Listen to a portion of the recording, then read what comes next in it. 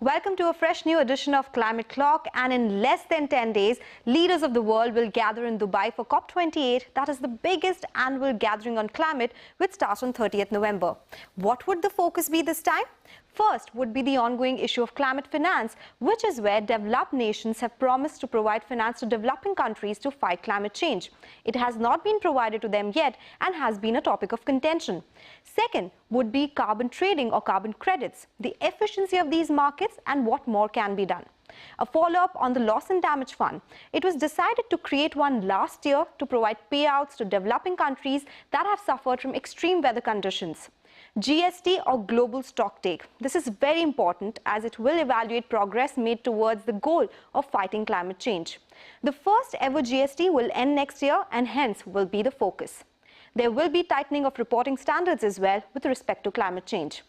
Now, the COP28 CEO designate is Dr. Sultan bin Al Ahmad Jabbar, who is the Minister of Industry and Advanced Technology of the United Arab Emirates and Managing Director and Group CEO of the Abu Dhabi National Oil Company. In his earlier speeches, he has focused on phasing out fossil fuel emissions instead of phasing out fossil fuels, and this has not been taken well by activists and experts globally. Also because it questions a fossil fuel company CEO heading a conversation around climate change when this is the industry responsible for maximum emissions. To discuss this and a lot more as to what is expected from COP28, I have a very special guest who is joining us now today. It's Dr. Ajay Mathur, who is the Director General at International Solar Alliance. Dr. Mathur, always a pleasure speaking with you and discussing the nuances of the climate change segment as well. And as I mentioned, there's so many things that would be discussed this time around, right? There is climate finance, there's loss and damage, there's also the global stocktake. What would be the priority according to you for COP28? What should be the focus areas? I think there are three things that COP should focus on. The first is the global message of tripling of the renewable energy goals by 2030. That's the first one. Most important, it gives the right signal. The second is, how do you enable this? And the first issue there is financing. We expect that we would need something of the order of $2.4 trillion a year in renewable. We are already at about $1 trillion. Where will we get this money from? So that has to be a focus of COP. And the third thing that the COP has to focus on is, in order to provide the kinds of directions, the stocktake that you mentioned, Sonal, just a moment ago, we believe that a stocktake is important for countries to be able to plan their own goals. So whether it is our own goal of net zero by 2070, or it is focusing on decarbonizing our electricity sector and then our energy sector, all of it depends on the kinds of signals that we get out of COP. You know, it's interesting. You spoke about how we need to focus on the renewable energy capacity as well. There have been a lot of questions about the place where it is happening this time around. So does it matter that a fossil fuel producing nation is the host and that would impact the decision making or the messaging as well? Well, Sonal, remember, this is happening in the UAE. The UAE has been one of the world's leaders in renewable energy. They created Masdar way back in 2006. This is long ago. Till now, Masdar has invested or is going to invest approximately $30 billion. That's B with a B, billion dollars. There's about 20 gigawatts of capacity that they've already invested in. So this is the country where we first saw the 3 cents a kilowatt hour goal being breached. We saw the 2 cents a kilowatt hour goal being breached. And now Masdar is working on developing a large project, 1.8 gigawatts, 1,800 megawatts at a price of 1.6 cents per kilowatt hour. So all said and done, UAE is a leader in climate change. Okay, interesting. So, you know, the next question is definitely on climate finance. Now that other things are taken care of, as you said, it continues to be a big issue. $100 billion is what developed nations had promised to developing nations. A recent report suggested that, yes, this amount has been, achieved as well. But climate finance, do you think that we'll need bigger amount, as you mentioned about renewable capacity as well? And who all do you think will be able to fund that? Will India be able to participate in this? we have seen a huge amount of money coming into the renewable energy world, and particularly the solar world. Approximately, as I said, approximately $1 trillion is coming into various renewable energy things, manufacturing, production, and so on. Solar alone is going to receive about $380 billion. The problem is that the vast amount of this investment is going into the OECD countries and China. All of Africa is getting only 3% of this investment. This is a challenge. And therefore, the financing has to be such that it moves into areas where it has not been going, because we cannot leave anybody behind. Otherwise, carbon dioxide emissions will continue to occur. We notice that, for example, if you're looking at Africa, for universal energy access, solar mini grids are now the cheapest option, and grid extension is now a second, which implies that investment in solar can enhance. The issue is, how do we get countries to invest in this? We need guarantees. So the developed countries, if they can provide resources as guarantees, it will pull in the private sector money that is needed for this change to happen. Okay, so we are seeing enough participation coming in from private players as well, Dr. Mathur? Well, the vast amount of this money, the vast amount of this trillion, something of the order of 800 billion is actually private sector money. The rest is resources that have been put by approximately 150 billion is resources that have been put by a number of bilateral agencies. And only about 50 billion is actually monies that have been put in by governments. This is a very small amount. As I said earlier, the problem is that the private sector money is not going into all geographies. It's particularly going to the OECD and China. Okay, so that needs to be worked on as well. And as you rightly mentioned, that more needs to be done here as well. You know, the other interesting thing that has happened, Dr. Mathur, that India has expanded coal production capacity ahead of COP. What does this indicate? Does this not take away from the focus on renewable energy that we have been talking about? I mean, remember that the vast amount of renewables is solar and wind. That occurs when the sun is shining and the wind is blowing. What happens when neither of them are? We are talking of storage. So unless cost-effective storage we are able to reach it, this will continue to be a challenge. Because in countries like India, where the demand is growing, how on earth do you meet the demand when the sun is not shining and the wind is not blowing? Well, we'll have to go in with the kinds of capacities that we already have, which in our case is coal. The good thing is that we have for the first time seen round-the-clock firm electricity at 85% availability, as is the case with coal power. This is being provided at cost-effective rates in the recent tender by the Railway Energy Management Company. It was a large tender, 1,000 megawatts, a gigawatt. And they found prices between 3.99 rupees a kilowatt hour and 4.21 rupees per kilowatt hour. This is far cheaper than other fossil fuels. Can we expand it? That is our challenge. And this is solar plus wind plus a storage. So storage continues to be the big focus point, right? If you have to make renewables work, you need a storage infrastructure in place as well. So in that case, are we seeing more investments coming up in India? Are global players interested in the renewable and the storage place for the country? And we always talk about it being a business as well, right? So how do investments compare with the returns that these players are getting here?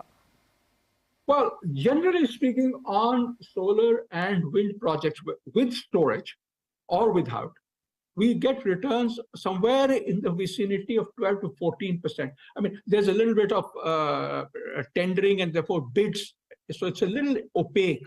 But when you back calculate, it seems that the returns are 12 to 14%. This is reasonable. I mean, for a market like India, where you first take care of hedging costs, then you take care of the inflation, we are still seeing 4 to 6% returns in real terms. This is reasonably good by global standards. The challenge is, as far as batteries are concerned, where is the manufacturing capacity? If India has to move to renewables, we need a huge amount of storage to be set up. this only India would use up all the battery manufacturing capacity that there is in the world. We need this to expand by an order of 3 by 2030 in order for this transition to occur. Okay, by 3 times for this transition to occur. So in that case, do you think the global stock take could disappoint the world? Are there indications on which countries did make some progress? Where does India stand here? You know, India has always been doing well. And part of the reason is that we have a deep financial market, and therefore the vast amount of resources that have been invested are domestic resources. The challenge occurs in countries where you expect the developed country private sector to invest, and the financial markets are not deep enough, are too risky to attract investments. We already have something of the order of 180 gigawatts of renewable energy, of non-fossil fuel capacity. We can build it up to 500. In fact, we can build it to 900 gigawatts if storage is available, cost-effective storage is available.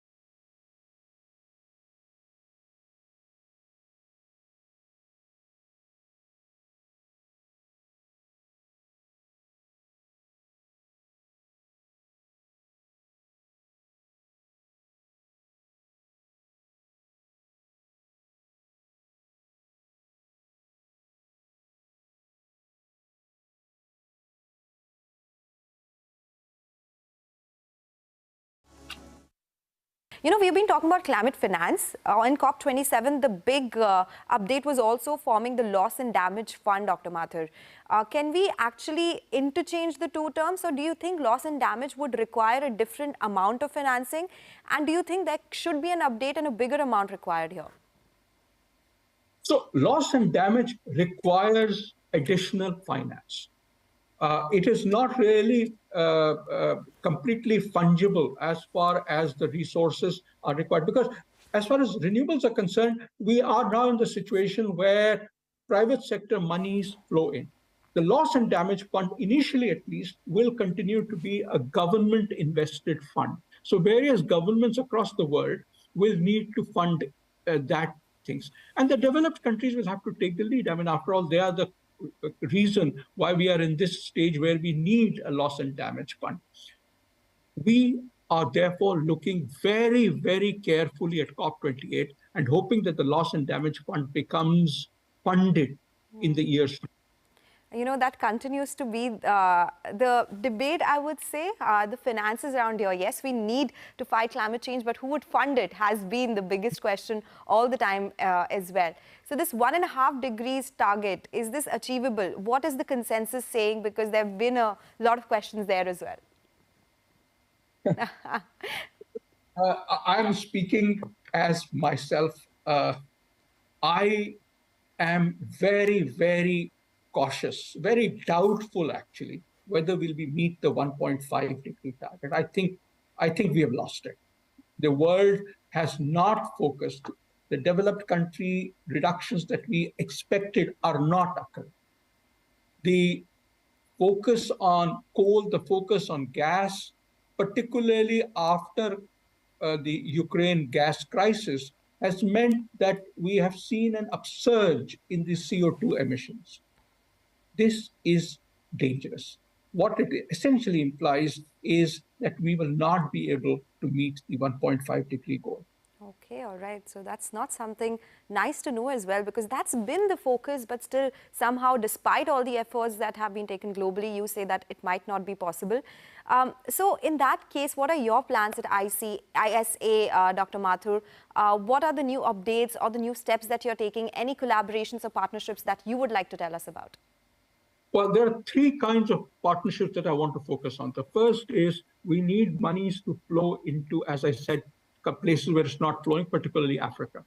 We have therefore created a global solar facility, which provides guarantees to help private sector money move into small projects in Africa, the projects you and I would like to see on top of our houses, solar mini grids, and so on.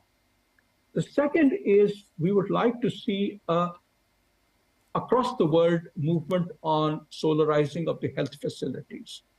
We have plans. We have done it in 5 countries. We look forward to more and more countries adopting this as we go ahead. And the third goal is that we enable the large solar farms to become the source of electricity and the source of cost-effective electricity across the world.